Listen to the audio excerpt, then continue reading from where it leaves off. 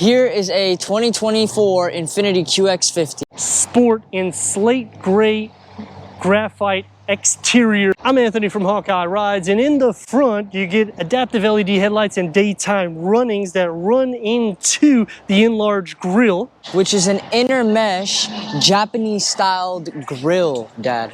But you are forgetting one thing, Issa, that this grille and the fascia is off of the QX55. Underneath the hood is going to pack the same performance. That's a 2.0 liter VC turbocharged 4-cylinder. Producing 268 horsepower with 280 pound-feet of torque paired with a CVT transmission. But the variable compression ratio for that VC turbocharged engine, which is very unique, and it's paired to a continuously variable transmission. So when you put the two together, you're getting optimal MPGs when you don't push it hard.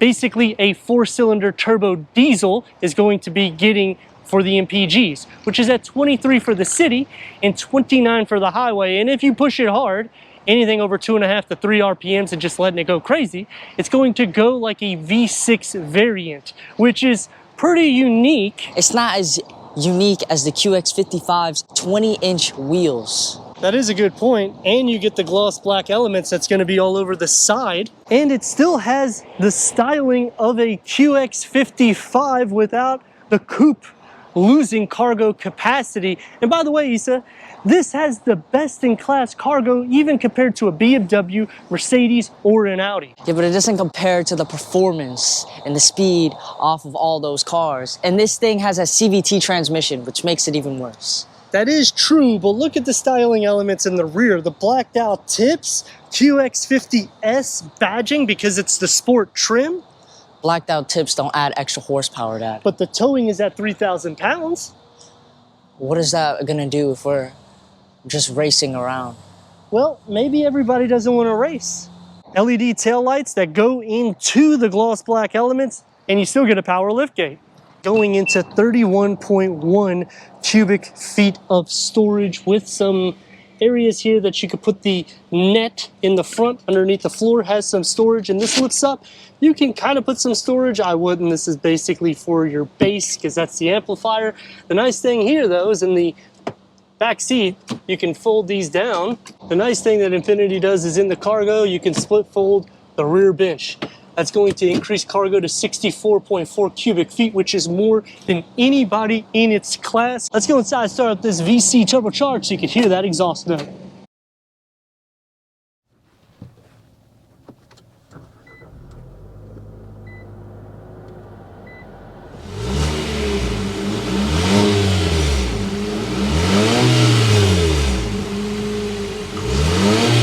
Semi-aniline leather appointed seats. 12-way power seat for the driver, 8-way for the passenger, climate control seats, memory for the driver. Headroom and leg room. It is a driver focused setup, but it has a good sized footwell and it is pretty deep even for the passenger, excluding this little wall that just divides us. I like the mesh inlays or the aluminum inlays that come to separate the dashboard, and it gives a 2-tier. It's going to be more simplified, and it goes into the door panels with a auto dimming rear view mirror and a large panel that goes to the back seats.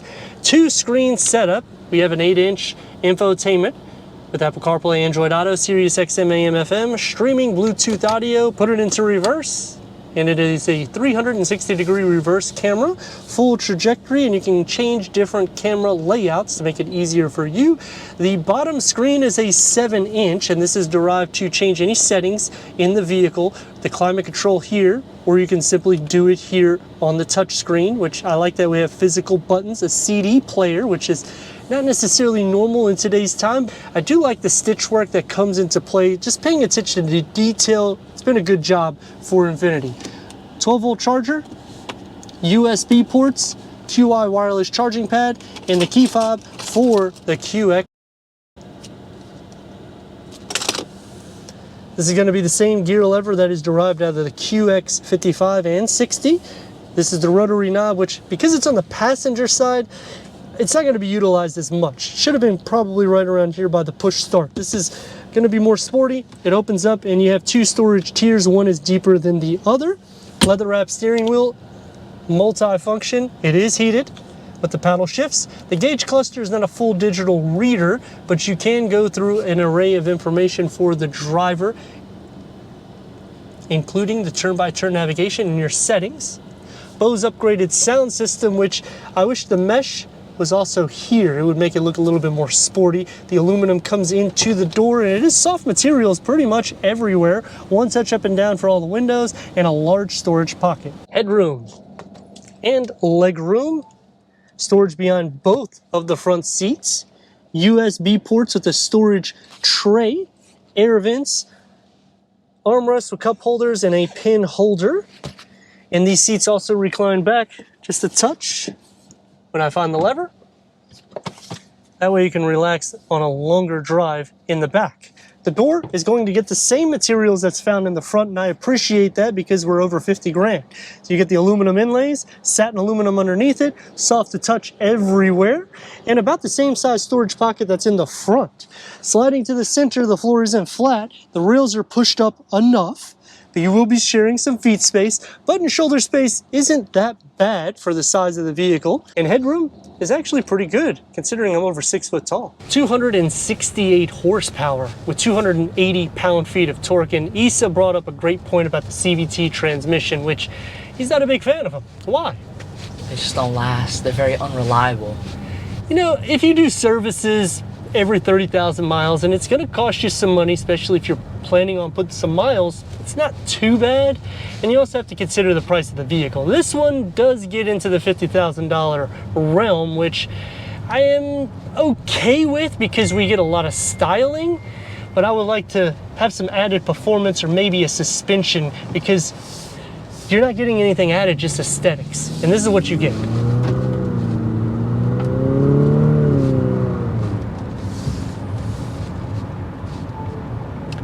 Still a quiet ride.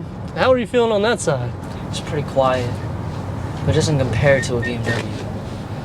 I mean, it's not going to be as sporty, but the seats will be maybe a little bit more comfortable. If you go into any M Sport or M variant, then it can get a little bit more sporty and you'll feel a lot more of the bumps. But because these are larger wheels, you are still feeling some of the imperfections in the road, and it's hard to not have these larger wheels because that gives that aesthetic styling to make it look more performance driven. Now that's going to take us to some pros and cons, and starting with the pros is when you get the sport trim, it does have a bit of a sporty style, but the cons, what would you say, Issa? The cons, it kind of lacks the performance, and it's a CVT transmission. Yeah, I mean, I could see a 9-speed or even a 7-speed being a little bit more ideal. Maybe even offering a 400 Red Sport variant, so that way you get a little bit more performance out of it. Because the weight distribution isn't that bad. It is pretty close to a near 50-50 weight distribution, which is kind of unheard of when you're thinking about a CVT non-performance SUV. Some other cons for me is the driver focus setup, because it does make it a little bit more tight for the passenger.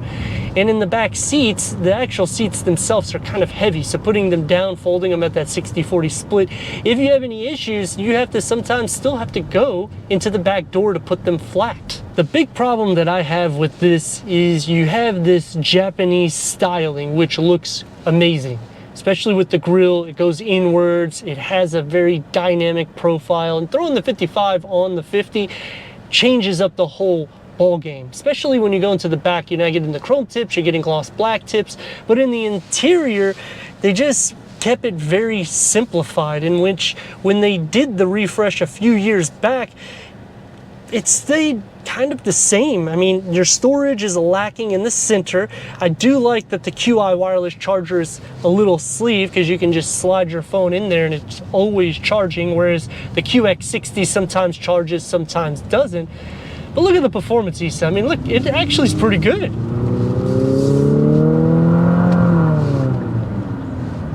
And the exhaust filter's in.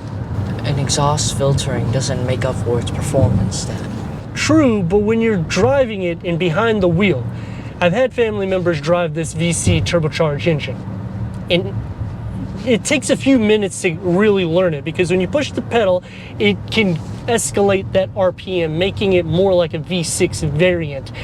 And if you drive it light, then it feels like it's a heavy variant. But where I'm getting at with is when they drove the vehicle and they pushed the gas pedal like this, they were pretty excited, like, wow, it actually has some performance. And it has a different type or a unique exhaust note. It doesn't quite sound like a 4-cylinder, but it doesn't sound like a V6 either, so it's not a drone note. Yeah, but it kind of lacks the luxury like Acura. So, I mean, would this be in the median or would it be in lower class? It's pretty much right at the same tier. I mean, you're gonna get touchscreen infotainment, which is a plus. Lexus will give you that as well. But because it does hover into the $50,000 price point, and if you start getting it featured up, you can get into the higher 50 grand. It does open up the world to a lot of variants, in which, sadly, this is not going to perform against them. But for the long journey, the seats are comfortable. There's no cushion extensions. It still kind of contours to your body. You have enough power seat adjustments. It is missing some amenities like a massage seat, because once you start getting into $50,000 and near $60,000 price variants, you can start getting massage seats. Yeah, but once you're in that 50,000 price range, you can also find a lot of different vehicles.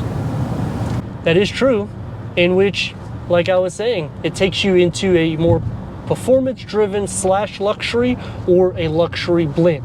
But let us know your thoughts in the comments. And if you're new to the channel, consider subscribing. Check out the next video, merchandise, website, and Instagram. Leave a comment and a like. And we like to thank Infiniti at Clearwater for giving us this Infiniti QX50 for our car review.